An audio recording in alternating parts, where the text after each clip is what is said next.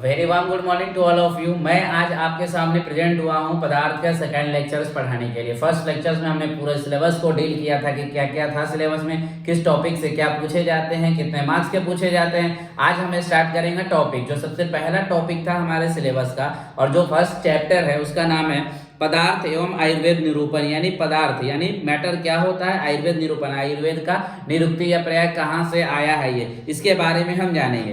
तो सबसे पहले हम जानते हैं पदार्थ शब्द की व्युत्पत्ति कहाँ से हुआ। तो पदार्थ जो शब्द है दो शब्दों से मिलकर के बनता है, पद जोड़ अर्थ। यानी पद जोड़ अर्थ, पद का मतलब होता है, पद का जो मीनिंग होता है वो होता है शब्द या अक्षर, और अर्थ से ज्ञात होता है क्या, ज्ञात होने वाली वस्तु या विषय। यानी शब्द या अक्षर का कोई भी ज्ञात होने वाली वस्तु को क्या कहते हैं, पदार्थ कहते हैं। अब डिफिनीशन देखते हैं, सारे आचार्य ने अपने अपने अकॉर्डिंग डिफिनीशन दिया है कि किसे हम पदार्थ कह सकते हैं। तो सबसे मेन जो आता है पदार्थ में आचार्य चक्रपाणी जी का आता है, उनका श्लोका एक पदस्यार्था पदार्था, यानी कि जिस पद के कोई ना कोई अर्थ होते हैं, यानी बिना जिसकी कोई मीनिंग होती है उसे हम क्या कहते हैं, पदार्थ कहते हैं। ठीक है, उसके बाद फिर दूसरा जो आता है वो सप्त पदार्थी के अनुसार आता है, उसका डिफिनीशन वो क्या होता है, परमिति विषय पदार्थ, यानी कि यथार्थ ज्ञान के विषय को क्या कहलाते हैं, पदार्थ कहते हैं। यानी कि किसी भी यथार्थ ज्ञान यानी जिसकी कोई मीनिंग निकलता हो उसको हम क्या कहेंगे, पदार्थ कहेंगे। तो ये बहुत सारे यहाँ पे दिए हुए हैं। और देखिए सुश्रुत जी ने क्या कहा है, आचार्य सुश्रुत जी ने कहा है सूत्र या पद से जो अर्थ अभिव्यक्त होता है उसे पदार्थ कहते हैं। यानी सूत्र या पद से जो अर्थ का मीनिंग निकलता है उसे हम क्या कहते हैं, पदार्थ कहते हैं। तो सारे आचार्य का दिया गया है, आपको मेन जो याद रखना है दो आचार्यों का याद रखना है, सप्त पदार्थी और आचार्य चक्रपाणी जी का मीनिंग याद रखना है। उसके बाद आता है पदार्थ के लक्षण, यानी कोई भी चीज है उसके लक्षण क्या क्या होते हैं। यानी किसी चीज को हम पदार्थ कब कहेंगे, कैसे कहेंगे, क्या क्या उसमें क्वालिटीज होना चाहिए पदार्थ कहलाने के लिए, मैटर कहलाने के लिए। तो जो पदार्थ के तीन लक्षण बताए जाते हैं, सबसे पहले अस्तित्व, दूसरा होता है ज्ञातत्व, तीसरा होता है अभिधेयत्व। तो क्या सबसे पहला जो है अस्तित्व का मतलब होता है एग्जिस्टेंस, यानी कोई भी चीज को मैटर कहलाने के लिए सबसे पहले उसका एग्जिस्टेंस होना चाहिए, यानी दुनिया में वो पाया जाना चाहिए। दूसरा नोबिलिटी, ज्ञातत्व का मतलब नोबिलिटी, यानी उसके बारे में हमें कुछ ना कुछ जानकारी होना चाहिए या फिर हम उसके बारे में जानकारी जुटा सकते हैं, उसी को हम क्या कहेंगे, पदार्थ कहेंगे। और क्या होता है अभिधेयत्व का मतलब होता है नेमेबिलिटी, यानी किसी भी चीज का हम नामकरण करें उसे क्या कहते हैं, हम अभिधेयत्व कहते हैं, यानी नेमेबिलिटी कहते हैं, नाम दे सकते हैं। ठीक है, उसके बाद आता है अस्तित्व का, पदार्थ की सत्ता होती है, यानी पदार्थ की सत्ता होती है वो भाव पदार्थ होते हैं। ठीक है, और ज्ञातत्व का मतलब होता है पदार्थ का ज्ञान प्राप्त किया जा सकता है अर्थात उसे जाना जा सकता है, पदार्थ का ज्ञान प्राप्त किया जा सकता है अर्थात उसे जाना जा सकता है, उसे क्या कहते हैं, अभिधेयत्व कहते हैं और ज्ञातत्व कहते हैं। अभिधेयत्व होता है आपको क्या, अभिधेयत्व का मीनिंग होता है पदार्थ के नाम या संज्ञा दी जा सकती है, यानी उसी का कोई ना कोई नोमेनक्लेचर कर सकते हैं, उसे क्या कहते हैं, पदार्थ कहते हैं। तो पदार्थ किसे कहते हैं, पदार्थ के लिए क्या क्या मैटर चाहिए कि हम पदार्थ किसी चीज को कब कहेंगे, तो उसमें तीन गुण होना चाहिए, अस्तित्व, ज्ञातत्व और अभिधेयत्व।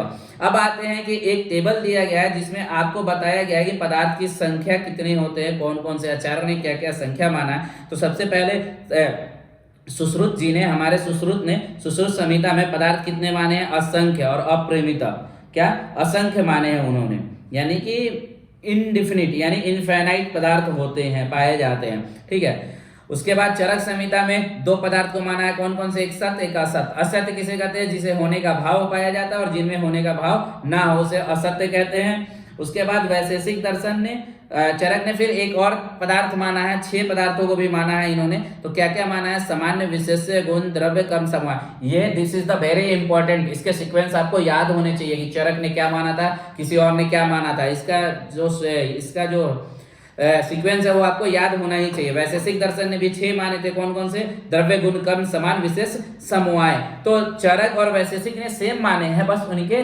सीक्वेंस में डिफरेंस है, ये क्वेश्चंस बार बार पूछा जाता है। ठीक है, अब नव्य न्याय ने क्या माना है, 7 माने हैं, 6 भाव पदार्थ और 1 अभाव पदार्थ। 6 भाव पदार्थ कौन कौन से होते हैं, द्रव्य, गुण, कर्म, समान, विशेष, समवाय, ये भाव पदार्थ होते हैं, उसमें 1 अभाव पदार्थ आप ऐड कर दीजिए, तो नव्य न्याय ने ये माना था। ठीक है, उसके बाद आते हैं जो दूसरा टॉपिक आता है हमारा इसमें, वो आता है सांख्य दर्शन ने कितने माने थे। तो सांख्य दर्शन ने 25 तत्वों को माने हैं, कौन कौन से, पुरुष, मूल, प्रकृति, आहत, अहंकार, एकादश इंद्रिय और पंच तन्मात्रा और पंच महाभूत। अब आपको ये समझ नहीं आ रहा हो कि एकादश इंद्रिया क्या होता है, महत क्या होता है, पंच तन्मात्रा क्या होता है, पंच महाभूत क्या होता है, तो ये हम आगे आपको बताएंगे कि ये सारी चीजें क्या होती है। योग दर्शन ने 26 तत्व माना है, कौन कौन सा, तो उपरोक्त के जो 25 थे और एक ईश्वर को उन्होंने ऐड कर लिया है। जैन दर्शन ने 7 माना था, जीव अजीव आश्रव बंध संबर निर्जरा और मोक्ष। अवैध वेदांत ने कितना माना था, बस एक माना था, किसे, ब्रह्मा को सिर्फ पदार्थ माना था, बाकी कोई भी चीज को वो नहीं मानता है। अब आता है कि आयु किसे कहते हैं, क्या डिफिनीशन होता है आयु का। तो सबसे पहले हम देखेंगे आयु के लक्षण क्या क्या होता है। तो शरीर इंद्रिय सत्वात्म संयोगे धारी जीवितम नित्य गस्य अनुबंधस्य पर्याय, शरीर इंद्रिय सत्वात्म संयोगे धारी जीवितम नित्य अनुबंधस्य प्रायर उच्यते, यानी शरीर इंद्रिय मन और आत्मा के संयोग को क्या कहा जाता है, आयु कहा जाता है। और धारी जीवित और नित्य और अनुबंध इसके पर्याय होते हैं। क्या क्या पर्याय होते हैं, मेन इंपॉर्टेंट, धारी जीवित नित्य और अनुबंध क्या होते हैं, आयु के पर्याय होते हैं। और आयु किसे कहते हैं, तो शरीर इंद्रिय मन और आत्मा के संयोग को क्या कहते हैं, आयु कहते हैं। ठीक है, अब आचार्य चक्रपाणी ने क्या कहा है सबके बारे में अलग अलग, कि आयु का जो धारी जीवित नित्य अनुबंध था उसके बारे में क्या कहा। तो देखिए धारी जो होता है क्या होता है, शरीर का धारण करने वाला, जो न सड़ने देता है, न गलने देता है, न नष्ट होने देता है, वो क्या कहलाता है, धारी कहलाता है, यानी धारण करने वाला। जीवित का मतलब होता है प्राणों को जीवित रखने वाला, जो चीज किसी को जीवित रखता हो, कोई भी प्राण हो, यानी कि मनुष्य हो, जानवर हो या प्लांट्स हो या कोई भी चीज हो, उसको जीवित रखने वाला क्या कहलाता है, जीवित कहलाता है। नित्य क्या कहलाता है, नित्य क्या होता है, नित्य के मतलब होता है जो क्षण क्षण में गतिशील होते हुए चलने वाला, यानी नित्य। नित्य नहीं कहते कि नित्य डेली डेली डेली एक ही चीज को हम कर रहे हैं, नित्य कर रहे हैं सारे वर्ग, तो क्षण क्षण में गतिशील होते हुए चलने वाला, यानी हमेशा चलते रहने वाला क्या कहलाता है, नित्य कहलाता है। उसके बाद आता है अनुबंध। अनुबंध का मतलब होता है पूर्व काल के जीवन को उत्तर काल के जीवन को शरीर आदि के सहयोग रूप में बांधे रखता है, यानी पूर्व काल। आपको भी पता है पुनर्जन्म होता है, ये हमारे जो आस्तिक लोग है वो मानते हैं कि पुनर्जन्म होता है, जो नास्तिक लोग हैं वो नहीं मानते हैं कि पुनर्जन्म होता है। तो हमें मानना चाहिए कि पुनर्जन्म होता है। तो जो पूर्व काल यानी पुनर्जन्म का जो मतलब पहले के आपके जीवन का होता है और उसके आगे के जीवन का, उस दोनों के बीच के शरीर में जो सहयोग बना के रखता है उसे क्या कहते हैं, अनुबंध। अनुबंध का मतलब ही होता है एक दूसरे को बांधे रखना, संबंध में रखना। ठीक है, तो वो क्या कहलाता है, अनुबंध कहलाता है।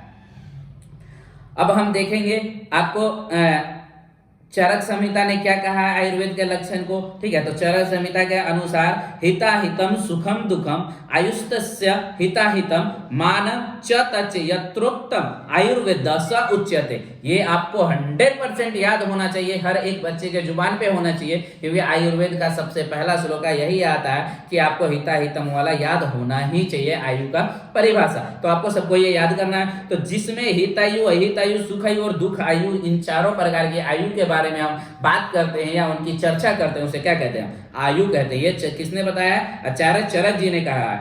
अब आते हैं कि हित आयु क्या होता है, अहित आयु क्या होता है।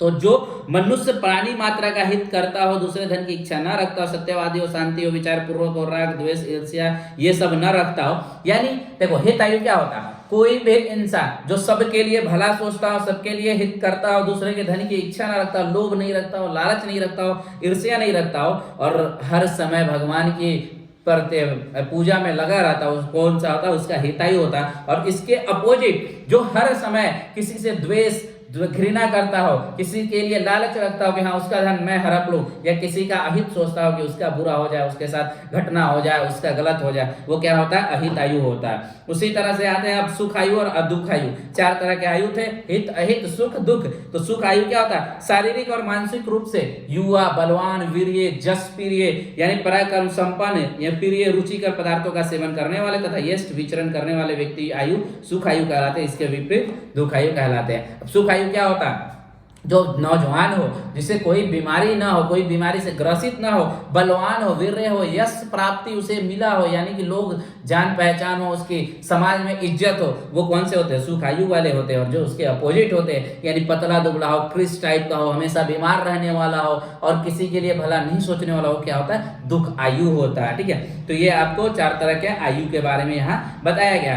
अब आता है कि सुश्रुत संहिता यानी सुश्रुत, आचार्य सुश्रुत जी ने आयु के बारे में क्या कहा। तो आयु से संबंधित ज्ञान और दीर्घ आयु के उपायों की चर्चा जिस शास्त्र में किया जाता है उसे क्या कहते हैं, आयुर्वेद कहते हैं। आयुर्वेद का मतलब क्या होता है, जिस सिद्धांत में, यानी जिस सब्जेक्ट्स में हम आयु के बारे में पढ़ते हैं उसी को हम क्या कहते हैं, आयुर्वेद कहते हैं। ये हमारे आचार्य सुश्रुत जी ने कहा है। ठीक है, अब अष्टांग हृदय में क्या कहता है, अष्टांग हृदय के अनुसार भी कुछ लक्षण दिए गए हैं। आयु कामिनेन धर्म अर्थ सुख साधनम आयुर्वेदोपसेसु विधेय परमाद्रम, यानी कि आयु की कामना करना, धर्म अर्थ सुख साधनम का कामना करना आयुर्वेद कहलाता है। उसी में आयुर्वेद को मतलब उसी को हम आयु भी कहते हैं और उसी को आयुर्वेद भी कहते हैं। उसी की तरह से अब आते हैं कि हम सिद्धांत यानी लक्षण और सिद्धांत क्या होता है, सिद्धांत के बारे में पढ़ना है कि सिद्धांत क्या होता है, यानी कि क्या उसके डिफिनेशन क्या होते हैं, ये प्रिंसिपल्स क्या होते हैं, उसके बारे में